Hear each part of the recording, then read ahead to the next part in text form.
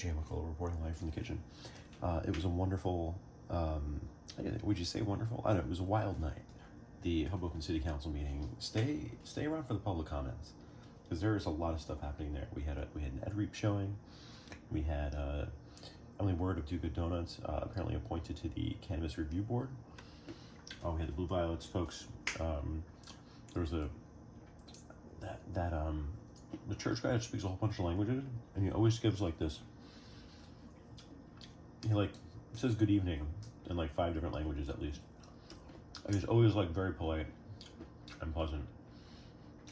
And then Pat Whiter's out of nowhere. I mean, she's there week in, week out. All right, there's a lot to catch up on, but what we have here is a last-minute charcuterie platter.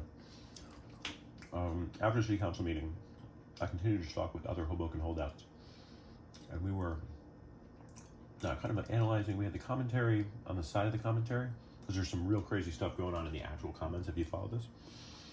And for some people, they would recognize some of these faces. We're gonna do that later, but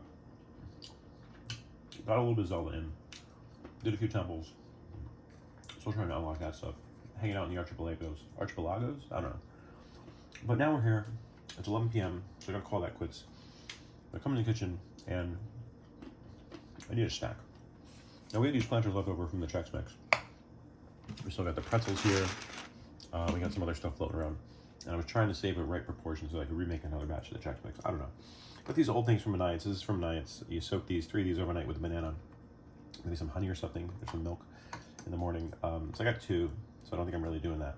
And then when I asked for dates, my mom, obviously very thoughtful, also gave me other dried fruit. So we have a dried fig here. With Emma, usually the sandwiches, if we're doing a sandwich day, I usually do sandwiches probably about 2 or 3 times a week, probably twice.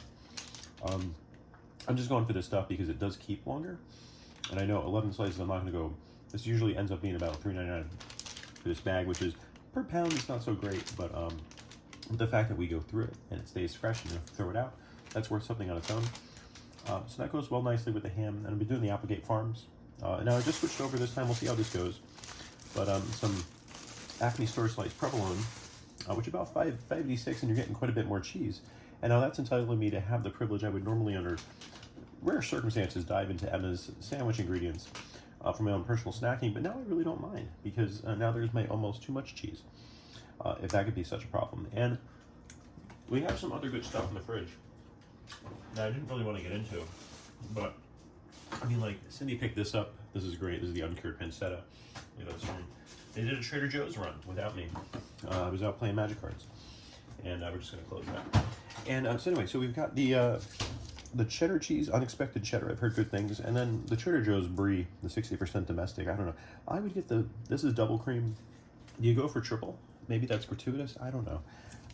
But I wasn't thinking of cutting into this, but I mean, maybe this is a good episode.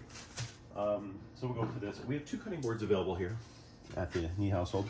We have the Café du Monde. This one's a big hit with Emma. We use both sides there. And this one, which used to have a J, I thought. I don't know what happened here. I guess we're going to use the Café du Monde. And this was from Karen Kuzmic. Got me this one with a monogrammed cheese knife. That's somewhere here. Still got the J. That's what has the J. That's right. Okay, so let me get this out here. We do have a cheese knife from our shop, and that would be this here. And this is aged quite a bit, and this is good for a soft cheese. But for tonight, we're doing the unexpected cheddar. So let's go into that right now. Really didn't expect to be doing this right now, but we'll see. Does this open easily is the question, and maybe if I could peel it nicely. Well, I think scissors are going to be the way. Scissors might be the way here. Okay. 2, 3, and right across, and it's got that.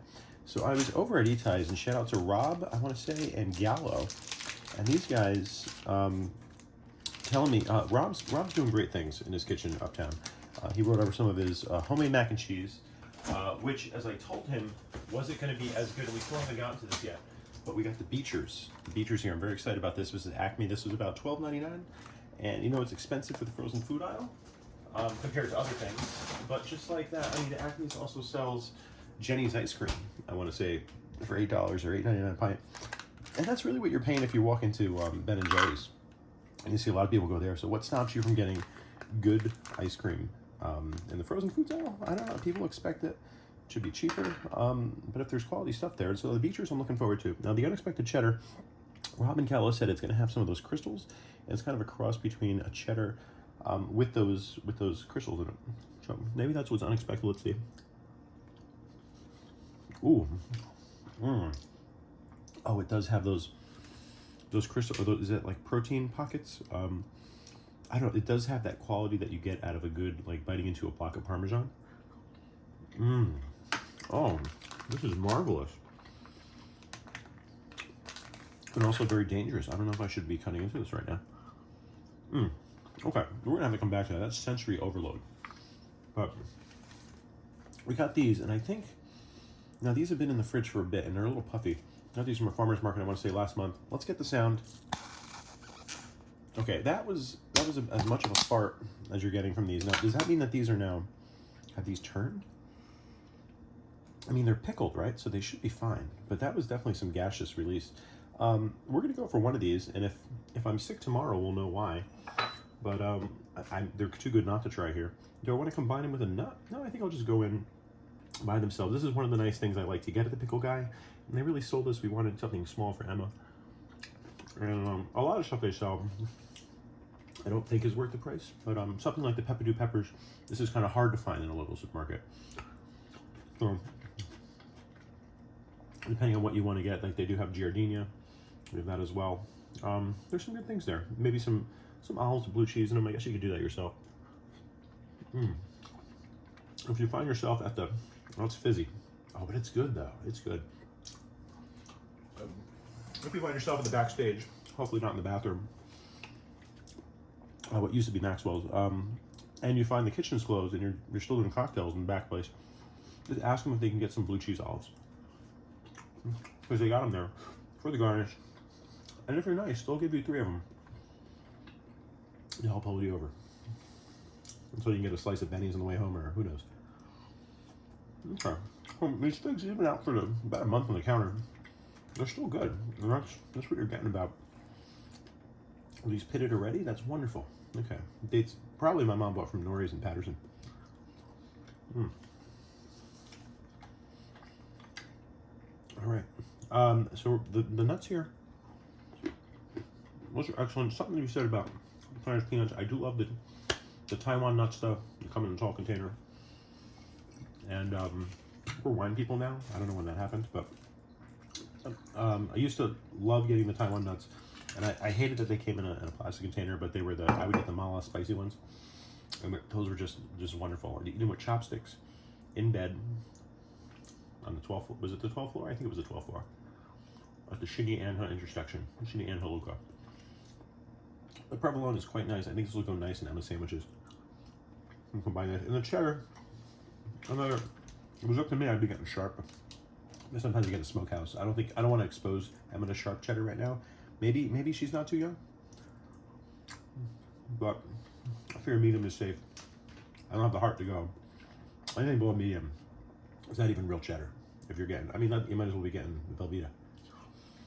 But cheddar towing that line. Cheddar's a real cheese. American cheese is not. By that definition, maybe this provolone is not either. This is a very creamy provolone. Speaking of the provolone, maybe if we do have to use this, we got apple picking at Wright's Farm. These things, expensive. It's somewhere in here. I'm just gonna have to take the camera and move it. So we got the bulgogi beef in there, and we've already done this once, but that's for the cheesesteaks, and that's great. So we'll do that again, and maybe we'll do that and record it. But those were just too delicious. Everybody enjoyed them. Really just cooked out a whole bunch of onions in the skillet. And we're going to end on the unexpected cheddar. I think that's what it's going to be. And I'm going to say end, but I'm going to probably do this 3 more times. How does this pair with the fizzy Peppadew? It was a juicy one. Not complimentary.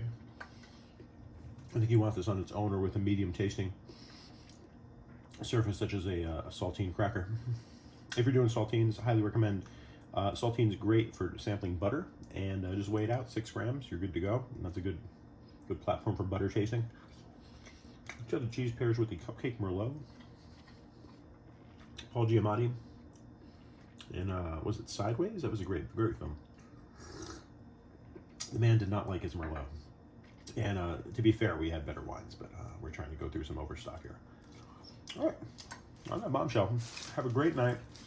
If you're driving on Patterson Plank Road, slow the hell down and be careful. Look both ways before crossing the street. And looking forward to the upcoming election. Exciting time in open world politics. And sure hoping Nick Lunge and I can get something together. He's a facts man. He knows the inside and out. There's a lot of stuff to keep track of, though, if you're looking at these agendas. You gotta make sense of it. Maybe throw it in ChatGPT, do some analysis on it, and do some color commentary. I don't know, maybe that's gonna be a thing. No idea. Jmikola signing off from the kitchen. Have a great Wednesday night. Be well. Bye-bye.